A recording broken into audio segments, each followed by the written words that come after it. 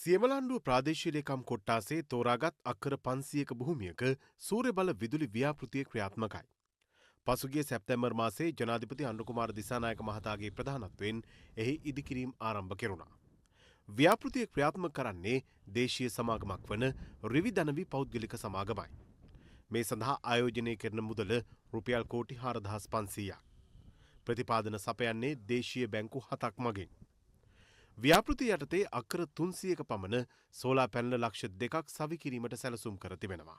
සාමාන්‍යයෙන් දැනට 120කට පමණ ප්‍රමාණයක වැඩකටයුතු දැනට අවසන් කරලා තියෙනවා. මේ මෙගාවට් 100 ධාරිතාව සඳහා අපි සූර්ය පැනල ලක්ෂ 2ක් පමණ මෙහි සවි කිරීමට බලාපොරොත්තු වෙනවා.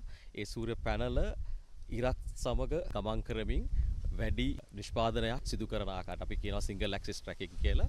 ඒ තාක්ෂණය උපයෝගී කරගෙන ඉදිරි කිරීම සිදු කරනවා. ජාත්‍යන්තර ප්‍රමිතීන්ට අනුව තමයි මේ ව්‍යාපෘතිය සිද්ධ කරන්නේ. සහ ඊට අමතරව IFC performance standards කියලා පරිසරය සහ අනිත් ස්ටේක් හෝල්ඩර්ස්ලා කියලා කියන අපි මිනිස්සුන්ගේ සහ අනිත් ආයතනවල ස්ටෑන්ඩඩ්ස් අනුගත වෙමින් තමයි මේ ව්‍යාපෘති සිදු කරනු ලබන්නේ. ව්‍යාපෘති යටතේ කිලෝමීටර් 27ක සම්ප්‍රේෂණ පද්ධතියක් ඉදිකරන අතර උත්පාදනය කරන විදුලිය ජාතික පද්ධතියට එක් කිරීම සඳහා රිඩ් උපපොලක්ද ඉදිකරනවා. මීට සමගාමීව ප්‍රදේශීය ජනතාව ඉලක්ක කරමින් ප්‍රජා සත්කාර සේවාවන් රැසක්ද ක්‍රියාත්මකයි.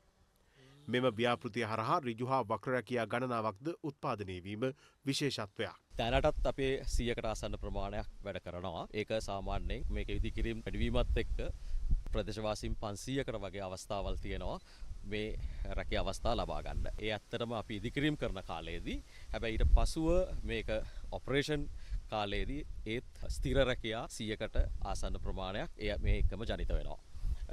ඒ අනිත් පැත්තෙන් ගත්තම ඊට පස්සේ අපි මේ මොනවා හරි ඉදිකිරීම අවශ්‍යට යන්ත්‍ර සූත්‍ර ගත්තත් ඒ සියලුම දේවලුත් උදාහරණ විදිහට ට්‍රැක්ටර්ද බැකෝ යන්ත්‍ර වෙන්න පුළුවන් ඩෝසර්ස් වෙන්න පුළුවන් ඒ හැම දෙයක්ම අපි ලබා ගන්නේ මේ ප්‍රදේශයේ ඉන්න ජනතාවගෙන්. මෑත කාලයේ මොන්රාගල දිස්ත්‍රික්කයේ ඉලක්ක කර ක්‍රියාත්මක දැවැන්තම ආයෝජනය මෙම සූර්ය බල විදුලි ව්‍යාපෘතිය බව දිස්ත්‍රික් ලේකම් කේ.ජි. නිශාන්ත මහතා පවසනවා. මෙගාවට් 100ක සූර්ය බලාගාරයක් ඇති කරනවා සීමලාණ්ඩුව ප්‍රදේශය.